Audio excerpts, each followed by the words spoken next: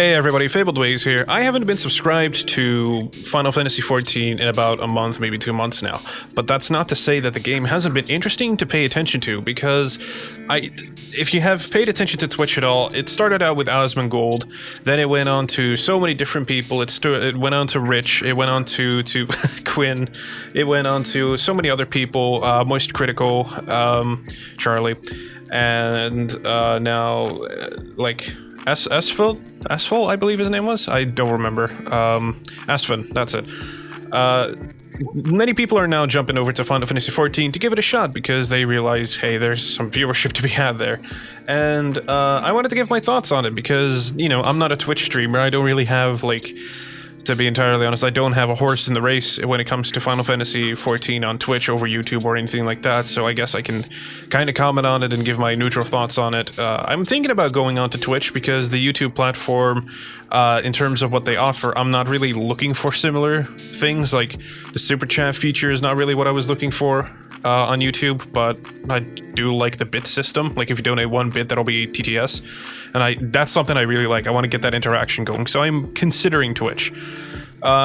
But regardless of that, the situation with... Let's start with the elephant in the room. Let's address Asmongold. And originally I was kind of against Asmongold joining the community, not so much because of Asmongold himself. I think Zack as a person is fine. I think it's the community that he's harbored in the culture towards MMOs that surrounds his viewership that has been a little on the toxic side. A little is maybe an understatement. Seeing now as he's enjoying the game, ironically joining everybody else and hating Lullafies, yeah, I think it's really nice that he's actually, like, giving it a fair shot and enjoying it so far. It's nice to see him excited. I've seen some Asmongold clips in the past. I've watched his mount off sort of, like, videos where it actually looks like he's very, very tired, and watching him now, it feels like he's a bit reinvigorated, so that's very nice. I'm much less against him joining now, seeing as he's... like, it may sound like I'm trying to paint it into a picture of, like, he can only join if he likes the game. It's not really like that. It's the fact that I thought that the entire time he would try to perpetuate this sort of, like, really negative and toxic view towards the game. Whether or not he liked it, I would be fine with it.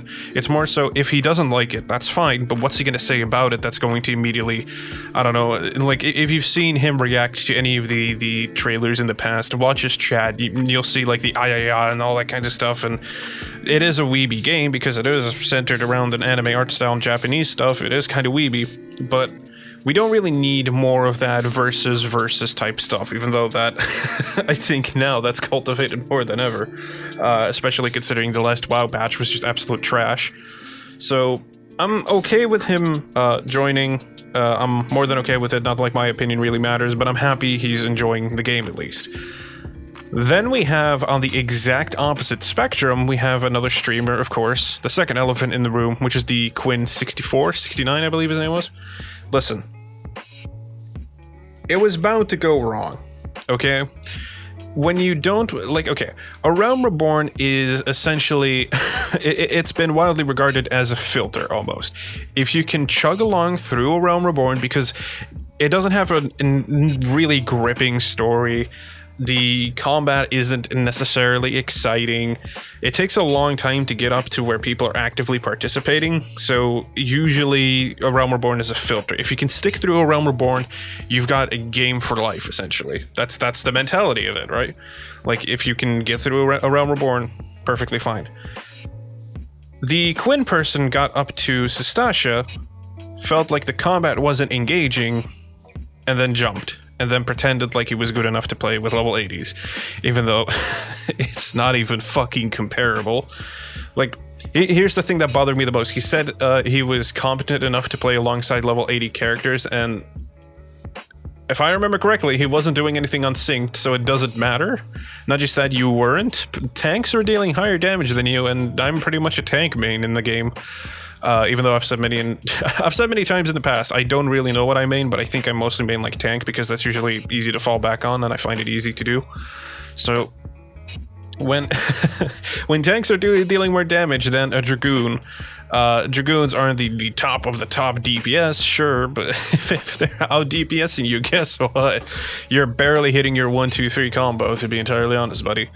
And it's okay to make these mistakes, right? But then to shit on the game afterwards and pretend like the community is toxic because you gave it such a fucking heated opinion. If you dislike something that's popular and you're surprised that there's pushback, then I don't know what you were expecting whatsoever. Like, what did you expect? I'm gonna hate on this popular thing and expect it to go well and then have the surprised Pikachu face. I will say, there is a comment made by Asmongold on his Zach Rar channel, which was, he's really sure that something like that is going to happen to him. And I can assure you, from this alone, if there's anything to take away from this video, if I don't know if Asmongold's going to be watching it, I doubt he is, but if there's anything to take away from it, and this is genuinely, if you have a worry about any of this, if you feel like the Final Fantasy XIV community is going to lash out at you because you didn't give it a fair shot, yes, they're going to lash out at you if you literally... It's the same thing with the Lazy Peon. He barely gave it a fucking shot, boosted through shit, decided that that was enough of a judgment for it, and then just decides he's going to stamp it as a bad game, and then he gets backlash for it. It's the same situation with the Quinn 69. It's like a one-to-one almost situation. And Zach responded saying, well, he's afraid that that's going to happen to him. It's not. Listen, and if Asmongold tomorrow decided to drop the game and decide that it wasn't for him, we've seen him enjoy aspects of the game. We've seen him enjoy a lot of the game in terms of the story, or he's at least been going through it. I don't know whether or not he really enjoys it. I don't watch his stream all that actively to get his opinions. But you gave it a fair shot. You sat through it. Like, you've poured plenty of hours into it. If you feel like the chug along is still too harsh and you decide to quit now, people are going to be much more accepting. You came in with a really negative mindset about the game and ended up, like, I think it overturned a lot of your opinions. You know what I mean? So that is just a stark contrast. If you decide to give something a fair shot and you end up not liking it, people are going to be much more humane about their responses rather than somebody who just decides, I'm going to go with the least advised way to go about something and then, you know, shit on the game afterwards. Like, what did you expect is going to happen? You know? Like, if the entire world loves Jeff Goldblum, and you decide you're going to watch 10 minutes of one of his many best movies, and you're going to immediately shut that off, break the disc in half, and decide that it's a shit movie and he's a shit actor, guess what? People are gonna lash out at you for being a moron. Like, you can't really judge a book by its cover and its first dungeon, because the first dungeon, Sastasha, is something that...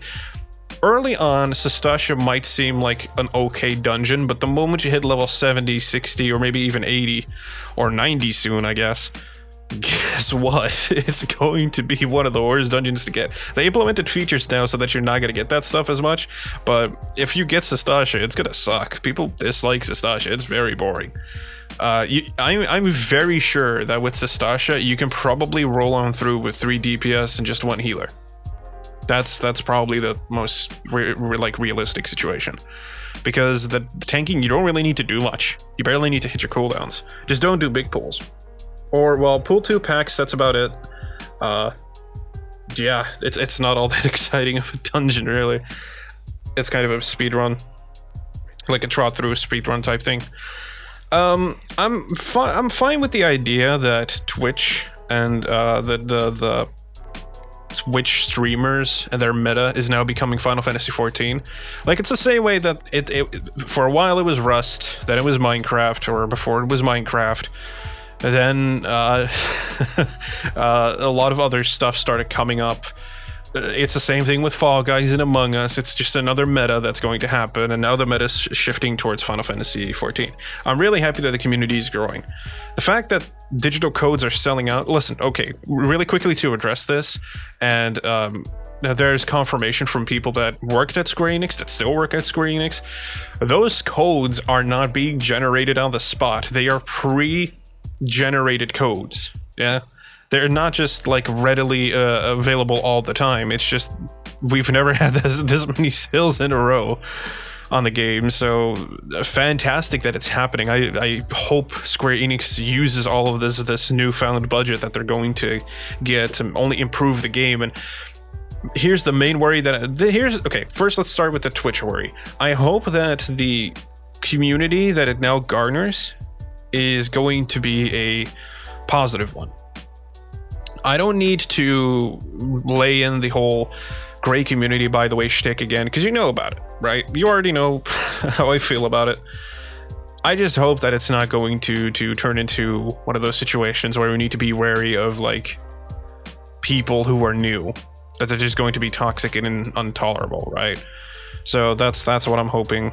But that's bound to happen. I mean, at first, you know, the whole meme of WoW refugee is now kind of dead, or, well, it's not necessarily dead. I think it's just like much more expected now, so you don't get it. it's no longer the free upvote farming on Reddit, let's put it like that. So I hope that with people from WoW moving over to 14 and giving it a shot at least, and the meta switching over from whatever meta it was over to Final Fantasy 14 on Twitch, I just hope that it only brings positives, and it also brings some views and some subscribers and some newcomers to other streams and other content creators. I like, of course, I hope that some of these people also see my videos, but I also hope that they see somebody like Squintina. I also hope that they see somebody like Snoopjack, Brian Ricardo, DNUG Life, Lemon Drop, Ready Set Ben. Also, although Ready Set Ben doesn't need it. He's on the fucking front page. He doesn't need it. Kidding, of course. But, you know, I hope that everybody benefits a little bit from all these new players that are coming in. So here's hoping. You know what I mean? Like, here's hoping. What I worry about on the budget side is that we've not really seen, if you use Heavensward up to, like, the increase from Heavensward up to Stormblood and then Shadowbringers, if we use the increase of player base as a measurement tool for how much better content's going to get, it gets better in the story aspect, it gets less in the dungeon aspect. I don't know if this is a popular or shared opinion, but I feel like the moment they started to cut down on dungeons, and like they started to increase the workload onto stories and cutscenes and all that kinds of stuff, it always felt like the raids and the dungeons got a little bit more simplified and easier, okay? They got less innovative.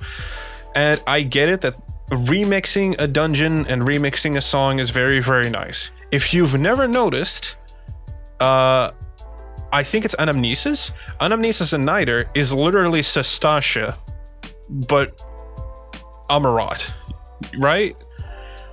I think it's Anamnesis. But it's literally the same thing. The song is a remix. The pools are essentially a remix, like a remix. It's like even the boss at the very end is pretty much a remix. You need to stand on vents. You need to. You get what I mean, right? It's pretty much a remix. That's what I'm saying. And as much as it is nice to remix these things, it's nothing new. It's nothing innovative. It gets that, oh, right, yeah, type stuff. If you didn't know about the Anamnesis and Niter Sestasha link before, it's going to give you that, oh, right moment, yeah? But, like, we can only last on that so much. The twinning was literally like, oh my god, this is a remix of. Then there's Anamnesis and Niter. Oh my god, that's a remix of. How many times are we going to get remixes before we get entirely new, innovative new dungeons, right? I think the most innovation that I saw in a dungeon was immediately on, what do you call it? The first dungeon that we got for Shadowbringers. Wow, I cannot remember it. Can you see how off the cuff this video is? Home Minister Switch, that's it. Home Minister Switch opened with mechanics from raids that we got the expansion before.